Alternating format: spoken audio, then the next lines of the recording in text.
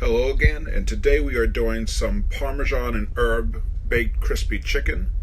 As you see, we have our ingredients out, our spices, our Parmesan, our spicy no salt mix, our Mrs. Dash, some all-purpose flour, some chicken quarters, and containers for our wet and dry ingredients.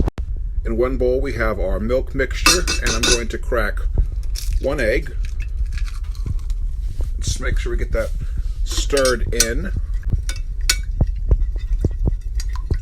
In our dry bowl we have all-purpose flour, and we're going to put in some Mrs. Dash garlic and herb,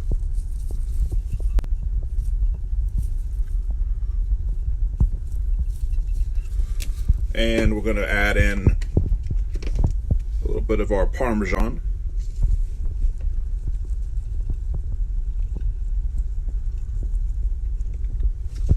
and finally we're going to add in a little of our what is this called, PJ's Deep South Seasoning Blend. A little of that. This is a garlic and red pepper blend, a couple other herbs. Before this goes in the oven, we're going to put down some aluminum foil, shiny side down, and just give that a couple sprigs of olive oil.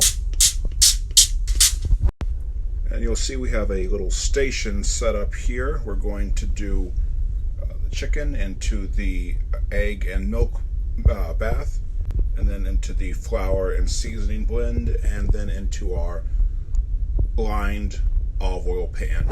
I'll do one just to show everyone at home the technique I'm using. So you take one of the chicken pieces, and you very liberally cut it, cover it in your milk and egg bath.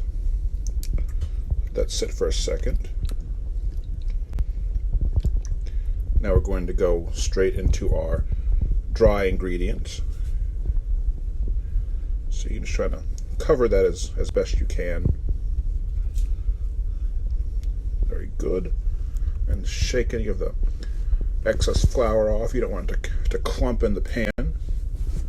And there we go. And we have our final piece. Just make sure that's good and covered in your egg wash. Into the flour. I think we use just enough flour for these 8 pieces. Let's see. There we go. Like I said, shake off the excess flour. You don't want it to clump in the oven. It will burn, and you don't want that. Okay. And as you see, we have, they're pretty evenly spaced. So we are going in a preheated oven at 375.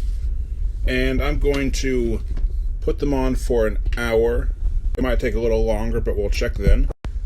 Additionally, I've made the decision to add a sheet of aluminum foil just to keep it from drying out. As you can see, the chicken is a lovely shade of brown, and I'm taking the aluminum foil off for this last bit, and we're just going to let it cook for just another 10 or so, 15 minutes, just to let it finish cooking and get a nice shade of crispy. Okay, and we are ready to take this chicken out of the oven.